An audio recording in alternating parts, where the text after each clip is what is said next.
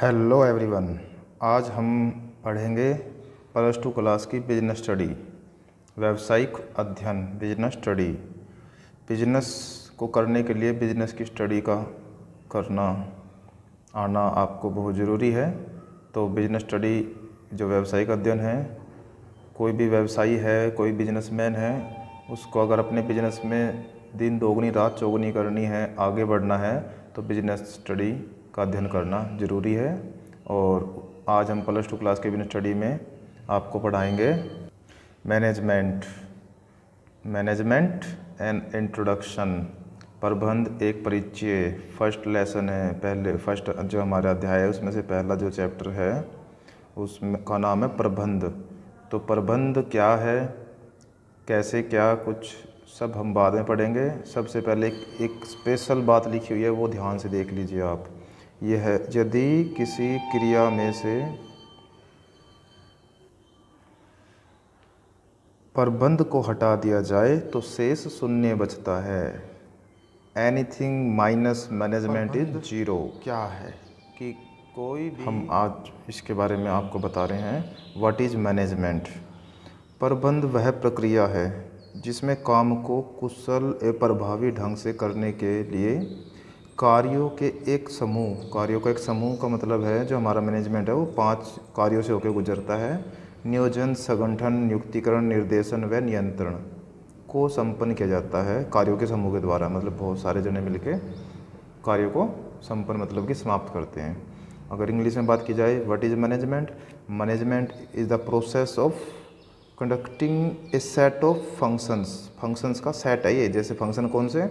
Planning, organisation, staffing, directing, controlling, ये to get the work done in an efficient and effective manner, बहुत ही अच्छी तरह से किया जाए। तो ये है प्रबंध के बारे में मैंने आपको बताया।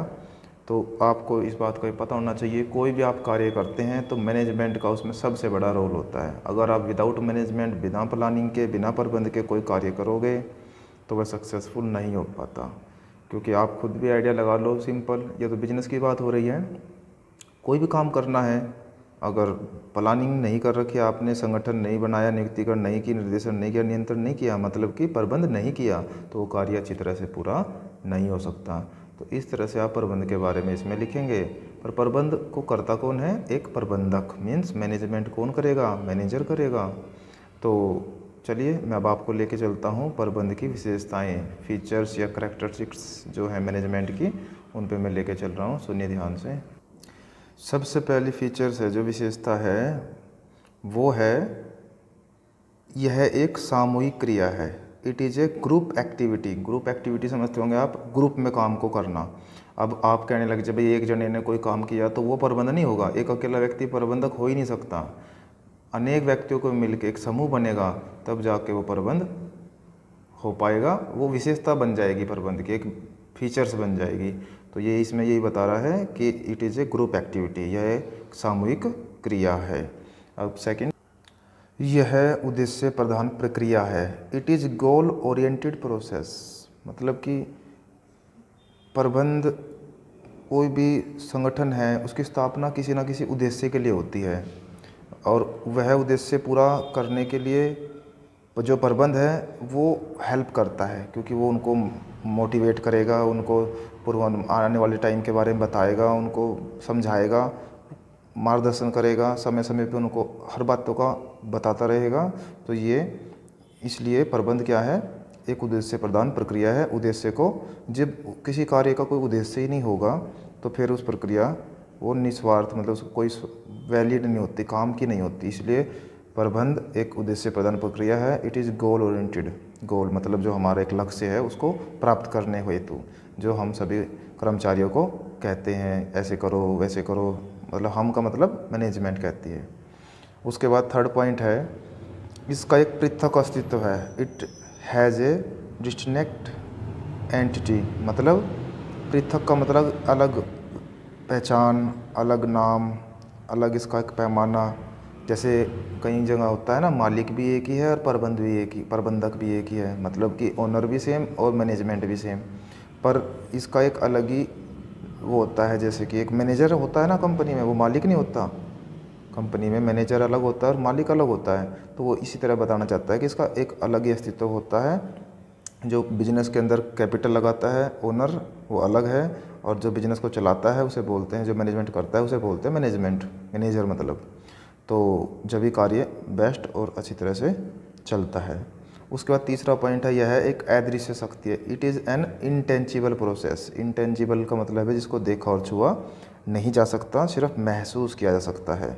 तो जैसे हम देख के बता नहीं सकते वो मैनेजमेंट जा रहा है, नहीं वो मैनेजमेंट जा रही है, नहीं जा ऐसे नहीं बता, उसको सिर्फ महसूस करते हैं।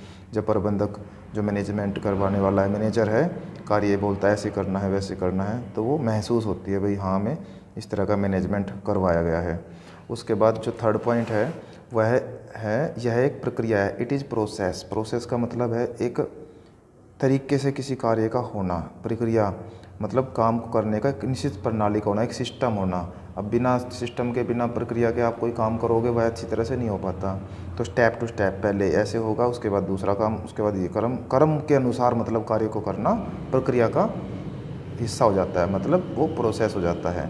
प्रोसेस वैसे आपको पता है, नियोजन आएगा पहले, संगठन, नियुक्तिकरण, निर्देशन, नियंत्रण, ये शामिल होते हैं। प्रोसेस है एक के बाद एक। नियोजन के बाद डायरेक्ट आप नियंत्रण पे नहीं आ सकते ना, तो एक प्रक्रिया हो गई है। तो ये भी एक प्रबंध की विशेषता में आ जाती है। फिर यह एक जन्मजात अर्जित प्रतिभा है, मतलब कि it is an inborn and acquired ability. मतलब कि कई जो बिजनेस स्टडी के ज्ञाता हैं वो कहते हैं कि भाई ये मतलब जन्म से एक हुनर होता है व्यक्ति के अंदर, योग्यता होती है। और कईयों का मानना है नहीं, ये व्यक्ति के अंदर का गुण नहीं है, बल्कि ये तो अलग से सीखनी पड़ती है। तो वह यही बताना चाह रहे हैं इसके अंदर। इसकी एक ख़ास बात यह है मैनेजमेंट की इस फीचर्स की, कि अगर व्यक्ति जन्म से इसको हासिल करके आ रहा है तो उसको वो तेज़ी से और बहुत अच्छी तरह से मैनेजमेंट कर पाएगा। और जो जन्मजात मतलब जन्म से इस चीज़ को हासिल नहीं करता, वह उसको थोड़ा सा समय लग सकता है, उसको उसके लिए ट्रेनिंग लेनी पड़ेगी और ज़्यादा मेहनत की ज़रूरत पड़ेगी। उसके बाद है इसकी एक फीचर आ गई है, यह एक सार्वभौमिक क्रिया है। It is universal activity. Universal का मतलब होता है हर जगह विद्यमान, जैसे कहते हैं ना भगवान सब जगह विद्यमान है, इसी तरह मैनेजमेंट है वह भी हर कार्य में विद्यमान है। चाहे वो खेल का मैदान हो, कृषि हो, शिक्षण संस्थाएं हैं, सरकारी कार्यालय हो गए, कोई उद्योग हो गया, सरकारी है गैर सरकारी है, एनीवन, हर जगह बिजनेस तो होगा ही होगा। बिजनेस के अंदर मैनेजमेंट तो होगा ही होगा, क्योंकि मैनेजमेंट के 5 प्रोसेस हैं। उसके बाद है यह विभिन्न दर्शनग्राही ज्ञान है। It is multi disciplinary. मतलब कि विभिन्न दर्शनग्राही ज्ञान का मतलब क्या, अलग अलग जो हमारे बुक्स हैं या शास्त्र जो भी कह लीजिए, जैसे कि साइकोलॉजी है, मनोविज्ञान, सोशोलॉजी है, समाजशास्त्र, एंथ्रोपोलॉजी है मतलब मानव शास्त्र, अर्थशास्त्र, इकोनॉमिक्स है, स्टैटिक्स सांख्यिकी है, मैथमेटिक्स है, इन सभी के अंदर भी आपको मैनेजमेंट की आवश्यकता होती है, ज़रूरत होती है। इसलिए कह रहे हैं कि भाई यह विभिन्न दर्शनग्राही ज्ञान मतलब इन सब से भी हम मैनेजमेंट के ही दर्शन होते हैं के बारे में ज़रूरत पड़ती है, कहना ये चाह रहा है आपको। उसके बाद पॉइंट नंबर 9 है, यह एक सामाजिक विज्ञान है। It is a social science. Social science मतलब कि सामाजिक विज्ञान का मतलब यह है कि जो मैनेजमेंट होता है वो किसी जीव जंतु पर नहीं होता, वो एक प्राणियों पे, मनुष्यों पर होता है।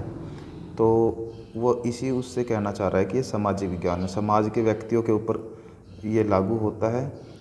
तो इसी रीजन की वजह से ये बता रहा है कि ये एक सामाजिक विज्ञान है। मतलब जो मैनेजमेंट होएगी, मैनेजमेंट कौन करता है, एक व्यक्ति करता है, एक प्राणी करता है, वो समाज का ही तो अंग है। तो इस वजह से इसने ये बताया आपको। उसके बाद है पॉइंट नंबर 10, यह एक प्रणाली है। It is a system. System का मतलब होता है कि कोई भी कार्य है जब तक एक तरीके से, एक पद्धति से, एक सिस्टम से नहीं होगा तब तक वह अच्छी तरह से नहीं हो सकता।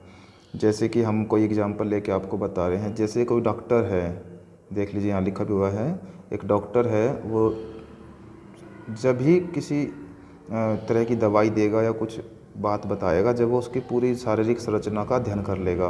भाई वो लेडीज़ है, जेंट्स है, बच्चा है 20 साल का, 30 साल का, फिर उस हिसाब से वो सारा स्टडी करने के बाद ही उसको दवाई देता है।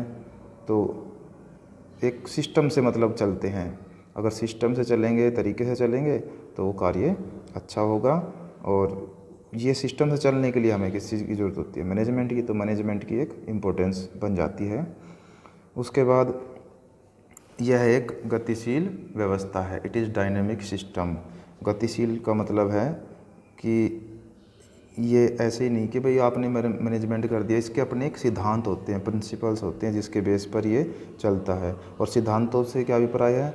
जो हमारे सत्य है जिसके बारे में हम मतलब कोई ट्रू कोई बात है, उसका रीज़न, इफेक्ट, कारण और परिणाम इनके से संबंधित होता है। उसके बाद हम आगे बढ़ेंगे। इसका सामाजिक उत्तरदायित्व होता है, इट इन्वॉल्व सोशल रिस्पॉन्सिबिलिटी। सामाजिक उत्तरदायित्व का मतलब है कि समाज के हित में कोई भी कार्य होना। कोई भी आप मैनेजमेंट कर रहे हो जिससे समाज का नुकसान हो रहा है तो वह कार्य मैनेजमेंट करने की परमिशन नहीं देता। जैसे कि भाई आप बिजनेस के अंदर घटिया क्वालिटी का माल बना के बेच रहे हो तो ये गलत है, या कोई ऐसा कार्य कर जिससे प्रदूषण फैल रहा है तो समाज को नुकसान हो रहा है। तो इसका मतलब ये नहीं है कि एक पक्षीय कोई वन साइडेड प्रॉफिट, किसी को एक फ़ायदा हो, ये ऐसा नहीं होना चाहिए। और किसी मैनेजमेंट कभी भी किसी के जो अस्तित्व है उसको खतरे में नहीं डालना चाहेगा। तो एक विशेषता ये भी निकल के आती है कि ये सामाजिक उत्तरदायित्व होता है, इसमें सभी का भला होना चाहिए, चाहे कोई वो शेयर होल्डर हो, चाहे एम्प्लॉय हो या गवर्नमेंट हो, सबकी बात को ध्यान, सबके ऊपर ध्यान रख के ही कार्य किए जाते हैं। उसके बाद है यह एक पेशा है, इट इज़ ए प्रोफेशन। पेशा मतलब क्या है कि प्रबंध कोई नहीं कर पाएगा कि भाई कोई भी कहे कि मैं प्रबंध कर लूँगा।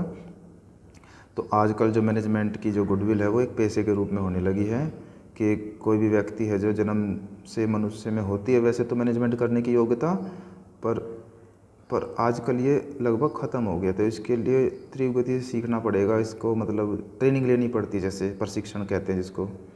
तो लोगों का मानना है कि ये जन्म से नहीं बल्कि प्रशिक्षण लेके ही पाई जाती है। और कोई जैसे ये विकसित देश है हमारे, अमेरिका, इंग्लैंड, फ्रांस, जापान वगैरह, ये क्या है, पेशे इन्होंने स्वीकार कर लिया भाई, प्रबंध एक पेशे के रूप में स्वीकार किया है। मतलब कहने का है कि भाई जब तक प्रबंध के अंदर जैसे कि डॉक्टर है, सपोज वकील है, कोई टीचर है, उनकी वो एक पेशेवर व्यक्ति माने जाते हैं। भाई डॉक्टर डॉक्टरी करेगा, ठीक है, वो डॉक्टरी की मैनेजमेंट कर पाएगा ना, डॉक्टर किस को क्या दवाई देनी, कितना क्या करना है। इसी तरह टीचर भी पहचानता है भाई बच्चा कौन वीक है, कौन इंटेलिजेंट है, तो उनका पेशा हो गया है, वो उस चीज़ के स्पेशलिस्ट हो गए हैं। तो इसी तरह मैनेजमेंट का भी एक व्यक्ति स्पेशलिस्ट होता है जिसे हम मैनेजर बोलते हैं। मैनेजमेंट की पेशा हासिल करता है तो उसे मैनेजर बोलेंगे। उसके बाद है यह विज्ञान और कला दोनों है। तो प्रबंध की प्रकृति एक महत्वपूर्ण पहलू ये भी है कि प्रबंध कला भी है और विज्ञान भी है, इसमें दोनों ही ये विशेषताएं पाई जाती हैं। तो उसके बाद कई बार आप सोचते हैं कि भाई इतने सारों को कैसे याद रखें, कैसे करें। तो ये आप हेडिंग्स को जब भी करो ना, लिखो पहले कॉपी पर। अंदर की बातें तो आपको एकदम हेडिंग पढ़ी, अंदर की बातें तो ऑटोमेटिक आपको आनी चाहिए जब आप असली मैनेजमेंट के स्टूडेंट बनोगे, मैनेजर अच्छी तरह से बिना स्टडी कर पाओगे। अदरवाइज़ रट्टा मारोगे फिर पेपर में बैठोगे, भूल जाओगे। तो इस बात का आपको ध्यान रखना है। आज एक ही क्वेश्चन करवाया मैंने, देखते हैं क्या इफ़ेक्ट होता है इसका, उसके बाद आगे करवाएंगे। Thank you.